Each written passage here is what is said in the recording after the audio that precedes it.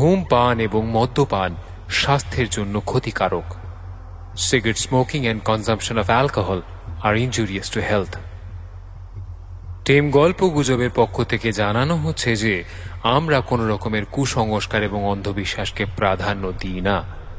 যে সমস্ত গল্পের নাট্যরূপ আপনারা শুনে থাকেন তার পুরোটাই লেখক এবং লেখিকার কল্পনাপ্রসূত এবং শুধুমাত্র ভৌতিক আবহ এবং রোমাঞ্চকর পরিবেশ তৈরি করার জন্যই সেই সমস্ত মুহূর্তগুলির অবতারণা করা হয়ে থাকে। এর সঙ্গে বাস্তবে কোনো ঘটনার কোনো রকম সম্পর্ক নেই। তা সত্ত্বেও যদি সেই সমস্ত ঘটনার সাথে বাস্তবের কোনো ঘটনার কোনো মিল পাওয়া যায় তা নিতান্তই কাকতালীয় এবং অনিচ্ছাকৃত। ধন্যবাদ।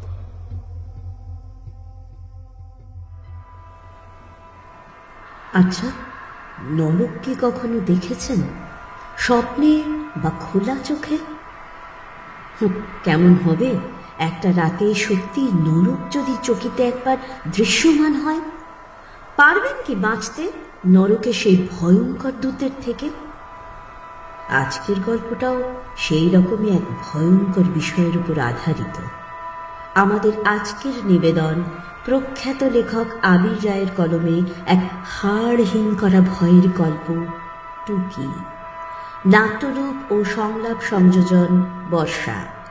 গল্প পাঠে ও অন্যান্য চরিত্রে ব্রতদীপ ও সোমদর্শী। Poster design Shubhadip. শব্দ সংযোজন, mastering, edit, sound effects, visual graphics ও নির্দেশনায় সোমদর্শী এবং সূত্রধারে আমি গীতিকা। শুরু হচ্ছে আমাদের এবারের নিবেদন এক হাড়হীন করা ভয়ের গল্প টুকি। শুনতে থাকুন বন্ধুরা।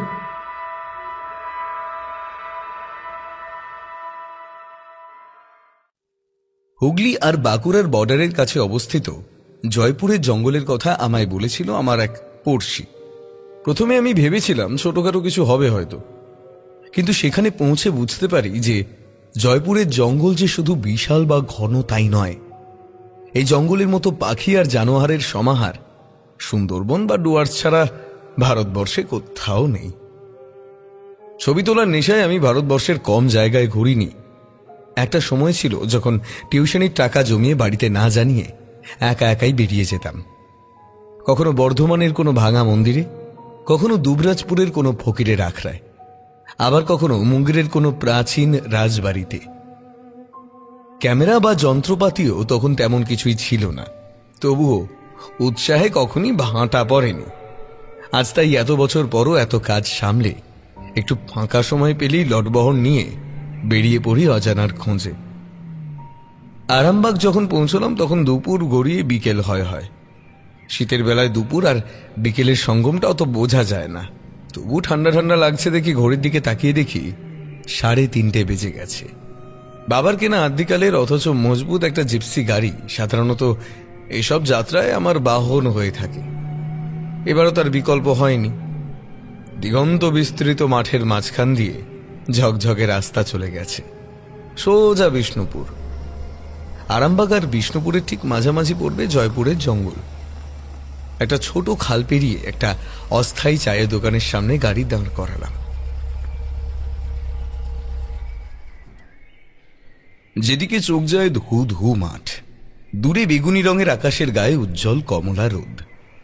মাঠের মাঝামাঝি কুয়াশার একটা পাতলা চাদর মাটি আর আকাশের মাঝখানের অংশটা অদৃশ্য করে দিয়েছে। শিরশিরে হাওয়া দিচ্ছিল, তাই আমি গায়ে একটা র্যাপার জড়িয়ে এক ভাঁড় চা আর 2 টোস্ট অর্ডার করে দিলাম। বাঁশের তৈরি 2 বেঞ্চ লাগানো ছিল বাইরে, তাতে চাদর আর মাফলার পরা 2 বৃদ্ধ বসে। বোঝাই যায় এখানকার লোকের ঠান্ডাটা একটু বেশি লাগে। মশাই যাবেন কত দূর? বৃদ্ধদের মুখোমুখি বেঞ্চটায় বসে উত্তর দিলাম, জয়পুর। দেশলাই আছে? অন্যজন মুখে একটা বিড়ি গুজে প্রশ্ন করল। পকেট হাতড়ে আমার বিদেশি অটোমেটিক লাইটারটা বের করে জ্বালিয়ে এগিয়ে দিলাম। বৃদ্ধ ধোঁয়া ছেড়ে বলল, সে তো জঙ্গলের জায়গা, থাকার ব্যবস্থা করা আছে মশাইয়ের? না, ওখানে থাকার জায়গা নেই। গ্রাম আছে, তাও জয়পুর থেকে ওই মাইল 3 হবে। তবে ওখানে থাকার মতো কোনো সরাইখানা নেই। আপনি আপনি বরং ওই ওই ওই বিষ্ণুপুরের দিকে চলে যান। আমি মনে মনে ভেবে নিলাম, বিষ্ণুপুর লাগে জয়পুর থেকে প্রায় 1 ঘন্টা, তার মানে যাতায়াতে প্রায় 2 ঘন্টা সময় নষ্ট। তাছাড়া লিটার আষ্টেক ডিজেলও পড়বে, আর তেলের যা দাম। না, তাছাড়া রাতের বেলায় জঙ্গলের ছবি যদি তুলতে না পারি তবে তো আমার আশাই বৃথা। এমন অনেক কীটপতঙ্গার সরীসৃপ আছে যাদের কেবলমাত্র রাতেই দেখা যায়, যখন তারা শিকার করতে বেরোয়। ঠিক করলাম যে জয়পুরেই রাত কাটাবো, কিছু না পেলে গাড়ির ভেতরেই থাকবো। একান্তই যদি দলমার হাতি নেমে এসে গুঁতো না মারে তাহলে তেমন ভয়ের কারণ থাকার কথা নয়। তবে ধান পাকার সময় এখনো হয়নি, কাজেই হাতি বেরোনোর সম্ভাবনা কম। চা এলো, সঙ্গে টোস্ট। তাতে কামড় দিয়ে বললাম, আমি ইয়াং ছেলে, আমারও তো ভয় নেই। আকাশ পরিষ্কার, ত্রয়োদশী তিথি, তাছাড়া আমার কাছে রাতের খাবার আছে, ছোটখাটো জানোয়ার বা চোর ডাকাতকে সাহায্য করার জন্য চপার আছে, জোকের জন্য নুন, সাপের জন্য অ্যাসিড, সবই আছে। আমার কোনো ক্ষতি হবে না। ততক্ষণে রোদ আরো পড়ে গেছে, দোকানের ভেতর কুপি জ্বলে উঠেছে। বহু দূরে এক চাষি দুটো বলদ নিয়ে ছোট হতে হতে মিলিয়ে গেল। চোর ডাকাত নয় মশাই, ও জঙ্গলে অন্যরকম ভয় আছে। অন্যরকম ভয় বলতে জঙ্গি নাকি আত্মা টাত্তা? মরাদের তো আর ভয় নাই মশাই, তারা আর কি করবে? জ্যান্তরাও একদিন মরবে, ঠিক মরবে। কিন্তু ওই জঙ্গলে এমন কিছু আছে জানা জ্যান্ত আর না মরা। স্থানীয়রা সূর্য ডোবার পরে ওই জঙ্গলে তারই কাছে যায় না। পুলিশের টহল দেয় জঙ্গলে সীমানার বাইরে কাল ভৈরব মন্দিরের কাছে। জঙ্গলে 2 প্রান্তরে 2টো মন্দির আছে, একটা কাল ভৈরবের আর একটা পঞ্চমুখী হনুমানের। গায়ের লোক বছরে একবার ওই 2 মন্দিরে পূজা দেয়, হোম হয়, বলি হয়। কিন্তু ওই দিন সন্ধ্যের আগে সব ঘরে ফিরে যায়। তারপরে 21 দিন কাল ভৈরবে পায়ে ছোঁয়ানো কুমকুম গ্রামে চৌহদ্দির ওপর লেপে দেওয়া হয়, প্রত্যেক গাছে, প্রত্যেক বাড়িতে, যাতে কোনো অশুভ শক্তি রাতে গায়ে না ঢুকতে পারে। চৈত্রের মাসে গায়ে সব বাড়ির দাওয়ায় সারা রাত বাতি জ্বালানো থাকে। দরজায় সর্ষে আর তুলসীর গুঁড়ো ঝুলিয়ে রাখা হয়। পোড়া পান্দের চোখে কাজল পরানো হয় ওই মাসে। আর মেয়েরা সন্ধ্যের পর খালি মাথায় বেরোয় না। ঠান্ডাটা বাড়ছিল। কথা শুনতে শুনতে খেয়ালই করিনি কখন হাতের চাটা ঠান্ডা জল হয়ে গেছে। গল্পের মধ্যে এতটাই ঢুকে গেছিলাম যে বাকি সবকিছু উজ্জ্ব হয়ে গেছিল। গল্পও বলছি এই কারণেই যে এর আগেও পাড়াগায় ছবি তুলতে গিয়ে সব আজগুবি তত্ত্ব প্রচুর শুনেছি। এবারও বিচলিত হলাম না, কারণ আমি জানতাম যে এসব উদ্ভট খেয়ালের জন্ম দেয় অশিক্ষা আর গোঁড়ামি, যা পর্যাপ্ত পরিমাণে এখানকার গেঁয়োদের আছে। এক চুমুকে চাটা শেষ করে খালি চায়ের ভাঁড়টা ছুঁড়ে পাশের নালায় ফেলে উঠে দাঁড়ালাম। বুঝলাম, কিন্তু এসব জেনে আমার কোনো লাভ হবে না। আমি জঙ্গলকে ভালোবাসি, আমি জঙ্গলের কোনো ক্ষতি করব না। কাজেই জঙ্গলের কোনো বনবিবি বা অপদেবতা আমার কোনো ক্ষতি করবে না। আপনার উপদেশের জন্য ধন্যবাদ। গাড়িতে উঠে চাবি ঘোরাতে যাব এমন সময় একটা কথা কানে এলো। যদি ফেরেন তাহলে চা খেয়ে যাবেন। কথাটা এবার বলেছে দোকানদার। আমি ঘুরে তাকাতেই লোকটা আবার বলল, বাবু, যদি এই রাস্তা দিয়ে ফিরেন তাহলে চাটা খেয়ে যাবেন। হ্যাঁ, আমি কথা না বাড়িয়ে গাড়ি ছোটালাম। জয়পুর পৌঁছতে আরো 1/2 ঘন্টা খানেক লাগলো। আরো মাইল 2 গিয়ে প্রথমে দেখলাম সন্ধ্যের আকাশের নিচে ঘুমন্ত কোনো প্রাগৈতিহাসিক দানবের মতো দিগন্ত বিস্তৃত জঙ্গলটাকে। গাছের ফাঁক দিয়ে যত দূর চোখ গেল শুধুই জমাট বাঁধা আদিম অন্ধকার, আর তার বুক চিরে সোজা চলে গেছে রাস্তা। ওই তো একটা মন্দির, ছোট একটা বেদির উপর ফুটসাতেকের একটা মন্দির, তার বাইরে টিমটিমে একটা পিদিম জ্বলছে। একটু এগিয়ে গাড়ির স্পিড কমালাম। ওই পিদিমের আলোতেই মেটে সিঁদুর লেপা একাধিক হাতওয়ালা একটা মূর্তি দেখতে পেলাম। ও, এই তাহলে কাল ভৈরব। একবার নেমে মনে হলো মাথা ঠেকায়, কিন্তু পরক্ষণেই আমার শহুরে অবিশ্বাসের জেদে চেপে বসলো মনে। অ্যাক্সিলেটরে চাপ দিয়ে ঢুকে পড়লাম জঙ্গলে। চাঁদ উঠেছে, তার আলোয় নির্জন জঙ্গলের ভেতরটা যেন একা কোনো কুহেলি ঘেরা রমণীর মতোই আমায় আকর্ষণ করতে আরম্ভ করল। দূরে এক ঝাঁক জোনাকি গাছের পাতায় পাতায় আলোর আলপনায় এঁকে উড়ে বেড়াচ্ছে, আর অজস্র ঝিঁঝির ডাক তার সঙ্গে মিলে সমস্ত জঙ্গল জুড়ে যেন কোনো এক বন্য উৎসব পালন করছে। কয়েক সেকেন্ড সেই দমবন্ধ করা সৌন্দর্য অনুভব করার পর খেয়াল হলো আমি দাঁড়িয়ে পড়েছি। খেয়ালের বসে কখন যে গাড়ি থামিয়ে বসে আছি তা বুঝতেই পারিনি। কোথায় যেন শুনেছিলাম যে সম্মোহন করার ক্ষমতা প্রকৃতির থেকে বেশি কারণ নেই। ব্যাগের ভেতর হাত ঢোকালাম, ক্যামেরাটা হাতে ঠেকল। না, আগে নিজে জঙ্গলের সৌন্দর্য আহরণ করি, তারপর ছবি তোলা যাবে। নেমে দাঁড়ালাম গাড়ি থেকে। একটা অদ্ভুত গন্ধে বাতাস ভারী হয়ে আছে। হাসনুহা না, বনপলাশ, মহুয়া, নাকি সবকিছু একসঙ্গে। চাঁদের এত আলো আমি আগে দেখিনি। আজ তো পূর্ণিমাও নয়, হয়তো শহরের আলোয় অত বোঝা যায় না। জঙ্গলের শব্দ, চাঁদের আলো আর ফুলের গন্ধ মিলেমিশে একটা ঝিমঝিমে ভাব এনে দিল আমার শরীর মনে। শীতের জন্যই হোক বা আসন্ন ভাবটা কাটানোর জন্যই হোক, আমার প্রবল ধূমপানের ইচ্ছে হলো। খুট করে লাইটারটা জ্বলতে 1 সেকেন্ডের জন্য জঙ্গলটা হলদে আলোয় ভরে গেল। আগুনটা নিভতেই আমার মনে হলো যেন ওই 1 সেকেন্ডের আলোর ঝলকানিতে আমি কিছু একটা দেখলাম। প্রাণী নয়, চোখে পড়ার মতো অন্য কিছু। ফের লাইটার জ্বালালাম।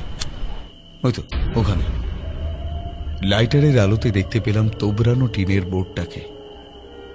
শ্যাওলা ধরা গাছের ফাঁক দিয়ে প্রায় অদৃশ্য বোর্ডটায় লেখা মোটেল ইবলিস, মনোরম পরিবেশে থাকা ও খাওয়ার সুব্যবস্থা। আমার মুখে হাসি খেলে গেল। এই তো থাকার জায়গা পাওয়া গেছে। বুড়োগুলো বোধহয় না জেনেই ভয় দেখাচ্ছিল। ইবলিস নামটা যেন কোথাও শোনা, কি যেন তার মানে মনে পড়ল না। বোর্ডের তলায় একটা তীর চিহ্ন দেওয়া, আর তার দিশা উত্তরে, অর্থাৎ জঙ্গলের ভেতরে কোথাও একটা এই মোটেলটার অবস্থান। ভালোই হলো, জঙ্গলের মধ্যে থাকার জায়গা পেলে রাতের বেলায় ছবি তোলাটা অনেক সহজ হবে। আর বেশি না ভেবে জঙ্গলের মধ্যে দিয়ে দিলুম গাড়ি ছুটিয়ে। হেডলাইটের আলোয় জঙ্গলের ঘনত্বটা যেন 4 গুণ বেড়ে গেল। কিছু দূর যেতেই একটা ফাঁকা জায়গা জুড়ে ছোট একটা জলাশয় চোখে পড়ল। জলাশয়টা ঘিরে ঘন কুয়াশার বলয় চারপাশে জঙ্গলটা ঘিরে রেখেছে। জলের উপর কম্পমান চাঁদের প্রতিচ্ছবিটার দিকে চোখ যেতেই মনে হলো ঠান্ডাটা যেন বেড়ে গেল। ইচ্ছে করেই হেডলাইটটা নেভালাম আর থমকে গেলাম। হালকা হাওয়ায় কুয়াশার পর্দা সরে গিয়ে পেছন থেকে বেরোলো কাঠের দোতলা একটা বাড়ি। জানলাগুলোই ফিঁকে হলদে আলো। জয়পুরের জঙ্গলের ভিতর এই ভয়ঙ্কর রকম সুন্দর মোটেল শীতের রাতে যেন আমায় এক তীব্র হাতছানিতে আকর্ষণ করতে শুরু করলো। মন্ত্রমুগ্ধের মতো এগিয়ে গেলাম। বাড়িটার সদর দরজায় একটা টিমটিমে লণ্ঠন জ্বলছে। তারই আলোয় দেখলাম ঘুণ ধরা একটা কাঠের বোর্ডের উপর লেখা ওয়েলকাম। টোকা দিতেই দেখলাম দরজাটা আপনিই খুলে গেল। তাজ্জব, এই জনমানুষহীন জায়গায় কেউ এভাবে সদর দরজা খুলে রাখে? ঢুকে দেখি রিসেপশনস বলতে তেমন কিছু নেই। একটা পুরনো কাঠের টেবিলের উপর একটা হ্যারিকেন, একটা ঘন্টা রাখা, কিন্তু টেবিলের পেছনে কোনো মানুষ নেই। এগিয়ে গিয়ে ঘন্টাটা 2 বার বাজালাম। ঘন্টার আওয়াজ মিলিয়ে যেতেই আবার দমবন্ধ করা নৈশব্দ ফিরে এলো। কয়েক সেকেন্ড অপেক্ষার পর পায়ের আওয়াজ শুনতে পেলাম। হঠাৎ অন্ধকার ফুঁড়ে এক বিচিত্র নারী মূর্তির আবির্ভাব ঘটল। এবার বুঝলাম ডান দিকে একটা প্যাসেজ আছে, সেখান দিয়েই উনি বেরিয়েছেন, আর ওই দিকটায় আলো না পড়ায় প্যাসেজটা অন্ধকারে অদৃশ্য ছিল। মহিলার বয়স কম করে 70, গায়ের রং বিচ্ছিরি রকম ফ্যাকাশে, কানে নাকে আর গলায় বেমানান মাকড়ি আর হার, চুল প্রায় সবই সাদা আর গায়ে একটা কালো শাল জড়ানো। ঘর খালি আছে? প্রশ্নটা করেই বুঝলাম বোকামো করেছি, কারণ মোটেলের চেহারা দেখে বোঝাই যায় এখানে দ্বিতীয় কোনো বোর্ড আর নেই। মহিলা জলজলে চোখে খানিকক্ষণ আমার দিকে তাকিয়ে থেকে টেবিলের তলা থেকে একটা চাবি বের করে নিঃশব্দে টেবিলের উপর রাখল। মোটেলে কি অন্য কোনো কর্মচারী নেই? ঘর দেখিয়ে দেওয়ার কোনো বালাই নেই? ভাবতে ভাবতেই আরেক ব্যক্তির আগমন ঘটল, একইভাবে নিঃশব্দে। ইনি পুরুষ, বয়স অনেকটাই কম, 30-40 হবে, তবে মুখ একই রকম ফ্যাকাশে আর জিরজিরে। সে চুপচাপ চাবিটা নিয়ে আমায় পেছনে আসতে ইশারা করল। আমি ব্যাগপত্র নিয়ে এগিয়ে গেলাম। নড়বড়ে কাঠের সিঁড়ি দিয়ে উপরে উঠেই প্রথমে বাম দিকের ঘরের দরজা খুলল সে। পেছন পেছন আমিও ঢুকলাম। ঘরের বাইরে রাখা লণ্ঠনটা সে ঘরে নিয়েই ঢুকেছিল। তার আলোতেই দেখলাম যে ঘরটা বেশ বড় আর বেমানান রকম পরিষ্কার। একটু খাওয়ার জল বেয়ারা আঙুল দিয়ে কোনার টেবিলের উপরে রাখা একটা মাটির খুঁজো দেখিয়ে দিল। আচ্ছা, এরা কি সব বোবা, নাকি জঙ্গলে কথা বলা মানা? হয়তো ওই বুড়োগুলোর মতো এরাও নানা রকম বিটকেল বিশ্বাসে বিশ্বাসী। ভাবতেই হাসি পেল। অবাক কাণ্ড যে এরা না খাতায় সই করালো, না ঘরের রেট বলল। মরুগ্গে, এই পচা মোটেলে এই ঘরের দাম আর কতই বা হবে। ঘুরে তাকাতে একটু অবাক হলাম। হোটেলের ছেলেটি কখন যেন নিঃশব্দে দরজাটা টেনে দিয়ে চলে গেছে। যাক, ভালোই হলো। লণ্ঠনের আলোটা একটু কমিয়ে আমি উত্তর দিকের জানালাটায় গিয়ে দাঁড়ালাম। যতদূর চোখ যায় শুধু কুয়াশা ঘেরা বিস্তীর্ণ বনানী জ্যোৎস্না মেখে দাঁড়িয়ে আছে।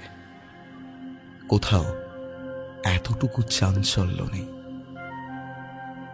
সেখান থেকে সরে আসতে যাব এমন সময় জানালার তলার ফ্রেমটার কাঠের খড়খড়ে কিছু একটা আমার হাতে ঠেকল। লণ্ঠনটা উস্কে কাছে আনতেই চোখে পড়ল তক্তাটার উপর বেশ লম্বালম্বি কয়েকটা গভীর দাগ, অনেকটা কাটারি দিয়ে কাট কাটার সময় যেমন হয়। তাজ্জব, জানলার ফ্রেমে এমন বেমানান কোপানোর দাগ এলো কি করে? হয়তো জানালাটা ফিট করার সময় ওর উপর রেখে কিছু কাটা হয়েছিল। সারাদিনের সফরে ক্লান্ত ছিলাম। ব্যাগ থেকে তোয়ালিটা বের করে ঢুকলাম গিয়ে বাথরুমে। বাথরুমের শুকনো কাঠের মেঝেতে আবার সেই খড়খড়ে ভাব পায়ে ঠেকল। নিয়ে এলাম লণ্ঠন। এবারও সেই লম্বা লম্বা দাগ, তবে এবারেরগুলো অত গভীর নয়, আর সংখ্যায় আগের থেকে অনেক বেশি, পুরো বাথরুমের মেঝে জুড়ে। দেখলে কুকুর বা ওই জাতীয় কোনো পশুর আঁচড়ানো বলেই মনে হতে পারে। কুয়াশা ঘেরা বনপ্রান্তরে অজানাই মোটেলের এক ঘরে বসে আমার মনে হঠাৎ একটা শিরশিরে অস্বস্তির অনুভূতি হলো। কিন্তু পরক্ষণেই মনে হলো এত পুরনো মোটেলে এতদিনে না জানি কত মেরামতির কাজ হয়েছে। এসব দাগ নিশ্চয়ই সেই সময় লেগেছে। বাথরুম থেকে বেরিয়ে লণ্ঠনটা উস্কে দিলাম। নিজের কাছেই খাবার ছিল, চুপচাপ বসে খেয়ে নিলাম। অনেকক্ষণ থেকে একটা চেনা গন্ধ নাকে আসছিল। এতক্ষণে চিনলাম ফিনাইল। বাথরুমে গন্ধটা সব থেকে কড়া ছিল। আমি আসার আগে বোধহয় এরা ঘর পরিষ্কার করছিল। হোটেল বা মোটেলের বাথরুমে ফিনাইলের গন্ধ থাকাটা অস্বাভাবিক কিছুই না। অস্বাভাবিক যেটা লাগলো সেটা হলো গোটা বাড়িটায় এই শিরশিরে নিঝুম ভাবটা। এতক্ষণ রইলাম, কই কারোর তো গলার আওয়াজ পেলাম না। গলার আওয়াজ তো দূর, হাঁটা চলা, রান্না বান্না, জলের আওয়াজ কিছুই তো পেলাম না। অস্বস্তি আরো বাড়ল খানিকক্ষণ পর আর একটা উপলব্ধি হতে। যতক্ষণ বাইরে ছিলাম ঠান্ডায় হাড়ে হাড় কাঁপুনি ধরে যাচ্ছিল, অথচ এখন ঘরের মধ্যে একটা ভ্যাপসা গরমের অনুভূতি। এদিকে জানলা খোলা, একটা লণ্ঠন বাদে ঘরে তাপ সঞ্চার করার মতো কিছুই নেই। গায়ের চাদরটা খুলে ফেলে বারান্দায় এসে দাঁড়ালাম। কি মনোরম দৃশ্য বাইরে! রাতের তীরে হাওয়ায় সামনের জলাশয়টায় হালকা হালকা ঢেউ খেলে যাচ্ছে। হঠাৎ দুটো ব্যাপার খেয়াল হলো। এক, পথে গোটা জঙ্গল জুড়ে সেই ঝিঁঝির ডাক আমার শরীর মনে এক মায়াময় তরঙ্গ সৃষ্টি করেছিল, যেটা এখানে একেবারেই নেই। এখানে এসে জঙ্গলটা যেন হঠাৎ বোবা হয়ে গেছে। আর দুই, ঘরে ফিনাইলের গন্ধে বুঝতে না পারলেও এখানে বেশ বুঝতে পারছিলাম যে গোটা বারান্দা জুড়ে একটা বিচ্ছিরি আঁশটে গন্ধ রয়েছে। এই একই গন্ধ আমি মোটেলে ঢুকতেই পেয়েছিলাম। এখানে যেন গন্ধটা আরো তীব্র। এই একই আঁশটে আর ফিনাইল মেশানো একটা গন্ধ যেন আগেও কোথাও পেয়েছি। অনেক চেষ্টা করেও মনে পড়ল না। এই প্রথমবার মনে হলো এই অপার্থিব জঙ্গলে এরকম এক নির্জন জায়গায় একা এসে পড়াটা বোধহয় ঠিক হয়নি। সেই সঙ্গে আর একটা ভয়ঙ্কর আশঙ্কা মন জুড়ে বসল। আজ রাতটা এখানে কাটাতে পারবো তো? গাড়িতে যথেষ্ট তেল রয়েছে। বিষ্ণুপুর পৌঁছতে 1 ঘন্টার বেশি লাগার কথা নয়। শার্টের পকেট চাপড়াতেই গাড়ির চাবিটাও হাতে ঠেকল। চুপচাপ সিঁড়ি বেয়ে নেমে এলাম। সামনের ঘরটা যথারীতি ফাঁকা। দরজার হাতল মোচড়াতেই সেটা খুলে গেল। ঘণ্টাখানেকের জন্য ভাড়া দেওয়ার কোনো প্রশ্নই নেই। গাড়িতে উঠে স্টার্ট দিলাম। জঙ্গল ভেসে যাচ্ছে জ্যোৎস্নায়। ভালোই হলো, হেডলাইট জ্বালানোর আর দরকার নেই। জলাশয়টা ধরে খানিকটা পথ যেতেই আমার ধাঁধা লাগলো। আসার সময় তো এদিক দিয়ে ঢুকলাম, অথচ এখন দেখছি সামনে নিরেট জঙ্গলের দেওয়াল। রাস্তাটা গেল কোথায়? তাহলে কি আমি দিক ভুল করলাম? কিন্তু না, তাই বা হবে কি করে? পথ তো একটাই। হেডলাইট জ্বালালাম। না, শুধু গাছ আর গাছ, যেন এখানে কোনোদিন কোনো রাস্তাই ছিল না। তাহলে আমি এলাম কোথা থেকে? কোনো অদৃশ্য শক্তি কি আমার সঙ্গে লুকোচুরি খেলছে? আমি কি তাহলে সত্যি অশুভ কিছুর খপ্পরে পড়েছি? এই প্রথম গাটা শিরশির করে উঠল। চোখ বোলালাম চারিদিকে। চারিদিকে নিশ্ছিদ্র জঙ্গলের আদিম কালো দেওয়াল। মাঝখানে শুধু সেই ভুতুরে মোটলা আর আমি। গলাটা হঠাৎ শুকনো লাগতে লাগলো। তখনই আমার খেয়াল হলো আমার ব্যাগ নেই। সিটে সিটের নিচে কোথাও নেই। ওতে আমার দামি ক্যামেরা, লেন্স, জামা কাপড়, টাকা পয়সা সমস্ত আছে। এবার খেয়াল হলো যে ঘর থেকে বেরোতে গিয়ে ওটা নিতেই ভুলে গেছি। গাড়ি ঘোরালাম। দরজা খোলাই ছিল। ঢুকে সিঁড়ি দিয়ে উঠতে যাব এমন সময় একটা অদ্ভুত শব্দ কানে এলো। একটা বিচ্ছিরি খ্যানখ্যানে তাচ্ছিল্যের হাসির শব্দ।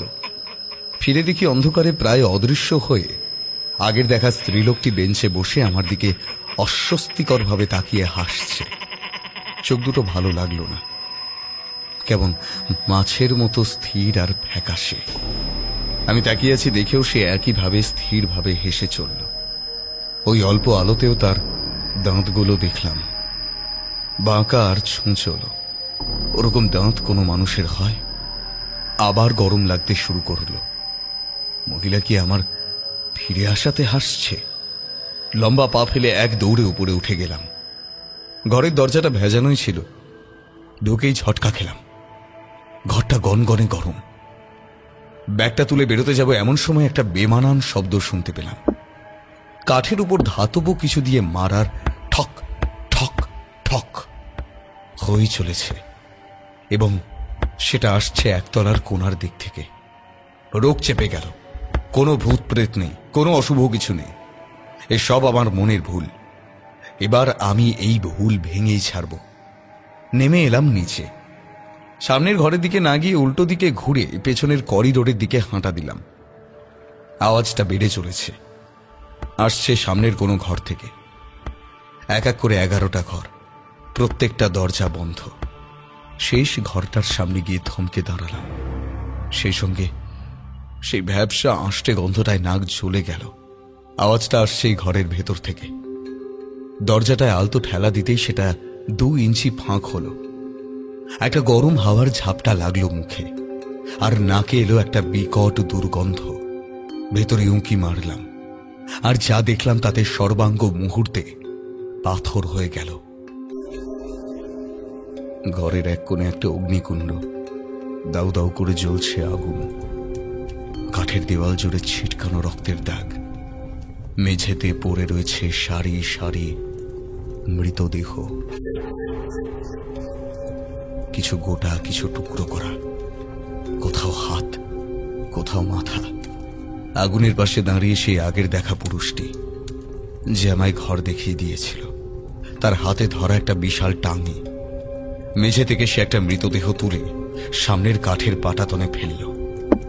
তারপর দুর্বোধ্য ভাষায় সামনের আগুনের দিকে তাকিয়ে খানিকক্ষণ কি বলল। কিছু বোঝার আগেই মাথার উপর টাঙিটা তুলে দেহটার গলায় দিল কোপ। ছিটকে পড়ল মাথাটা আগুনের মধ্যে। ভয়ে তখন আমি অসাড়, দাঁতে দাঁত চেপে রইলাম যাতে চিৎকার না করে ফেলি। পায়ের তলায় কি একটা বিচ্ছিরি জিনিস পড়ল। তাকিয়ে দেখি রক্তমাখা নারী ভরির একটা অংশ। গা গুলিয়ে বমি এসে গেল। আর পারলাম না থাকতে। মাথা কাজ করা বন্ধ করে দিয়েছিল। ভয় যে কত মাত্রায় পেলে মাথা কাজ করা বন্ধ করে দেয় তা আমি বুঝতে পারছিলাম। ধপ করে বসে পড়লাম মেঝেতে। দরজায় আওয়াজ হতেই ভেতরের জিপটা বেরিয়ে এলো। হাতে রক্ত মাখা টাঙি। দম বন্ধ করে শরীরের সমস্ত শক্তি দিয়ে উঠে লাগালাম দৌড়। বারান্দা পেরিয়ে সামনের ঘর, অন্ধকারে ঠোঁকর খেয়ে পৌঁছলাম দরজার কাছে। হাতল খোরালাম। দরজা খুলল না। জমে গেল বুকের ভেতরটা। কাপা হাতে হ্যাঁচকা টান মারলাম। দরজা এবারও খুলল না। লাথি মারলাম, 2 হাত দিয়ে গুঁতলাম। দরজার একটা টুকরো নড়ল না। আবার কানে এলো হাসির আওয়াজ, রক্তহীন করা সেই হাসি।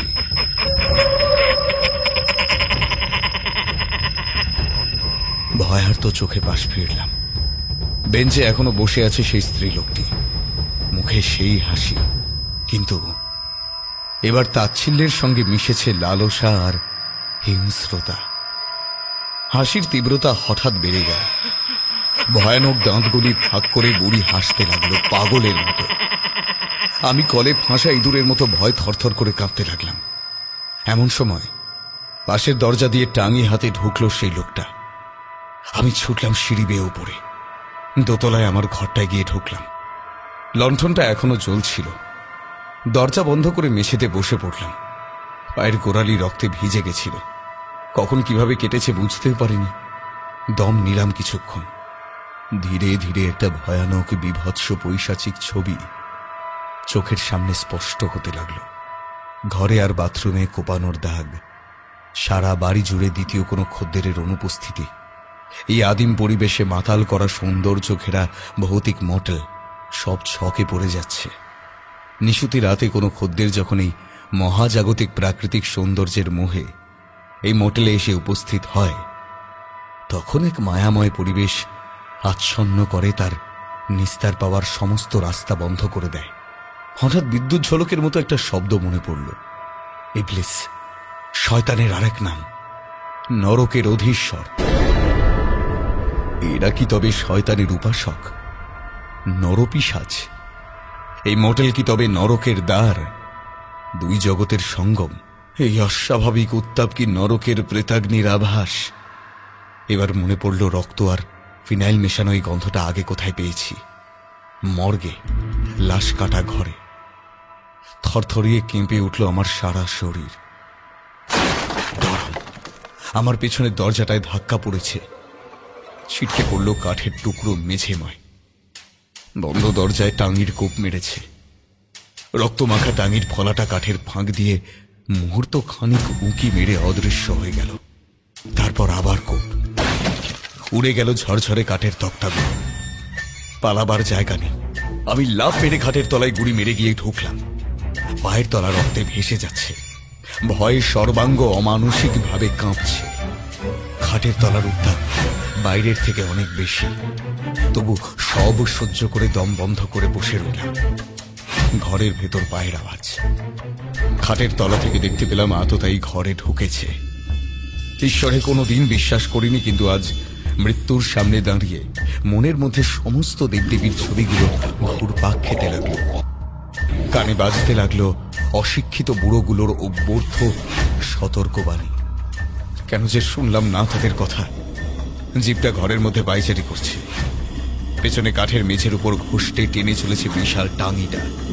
কাঠের উপর সেই ধাতব খড়খড়ে শব্দ। আমার রক্ত হিম হয়ে গেল তাতে। মনে পড়তে লাগলো বাড়ির লোকের কথা, সবার বারণ উপেক্ষা করে বাউন্ডুলে জীবনযাপনের কথা। আজ জয়পুরের এই অশুভ মোটেলে অসহায়ভাবে জঙ্গলি পশুর মতো এই নরকের পিশাচদের হাতে আমায় খণ্ড খণ্ড হয়ে মরতে হবে। এসব ভাবতে ভাবতে খেয়াল করিনি পায়ের আওয়াজ থেমে গেছে। ঘরে পৈশাচিক নিস্তব্ধতা। শ্বাস বন্ধ করে শোনার চেষ্টা করলাম, না, কারণ নিঃশ্বাসেরও শব্দ পেলাম না। কয়েক মিনিট সেইভাবেই খাটের তলায় থেকে একটুখানি মুখ বের করলাম। দরজাটা চূর্ণ বিচূর্ণ হয়ে ছড়িয়ে রয়েছে মেঝে। টাঙি ঘষ্টানোর ফলে মেঝেতে আগে দেখা দাগগুলোর মতো দাগ সৃষ্টি হয়েছে, কিন্তু ঘর ফাঁকা। আমি হামাগুড়ি দিয়ে বেরোলাম। মেঝে জুড়ে চাঁদের আলো খেলা করছে। ঘরের উত্তাপ এখন অনেকটা কম মনে হলো। পকেটে গাড়ির চাবিটা ঠেকছিল। আস্তে আস্তে উঠে বসলাম। চোখ পড়ল সামনের দেওয়ালে, আর আমার সর্বাঙ্গ জমে পাথর হয়ে গেল। কাঠের দেওয়ালে চাঁদের আলোয় চকচক করছে টাটকা রক্ত দিয়ে লেখা একটা শব্দ, টুকি। পেছন ফিরলাম। খাটের উপর বসে আছে সেই নরপিশাচ। মুখে সেই হাসি, ফ্যাকাশে মুখে সেই নিথর পৈশাচিক চোখ। তার হাতের টাঙিটা একবার হাওয়ায় নিচে, চোখের সামনে উপরে উঠে গেল। ফলাটায় চাঁদের আলো ঝলসে উঠে সেটা নেমে এলো আমার উপর।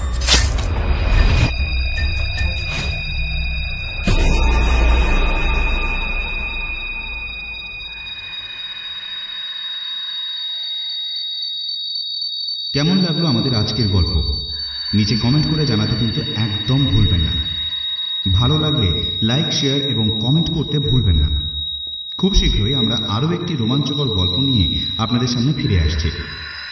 ততক্ষণ ভালো থাকুন, সুস্থ থাকুন আর শুনতে থাকুন গল্পগুজব, যেখানে গল্প হবে অল্প নয়।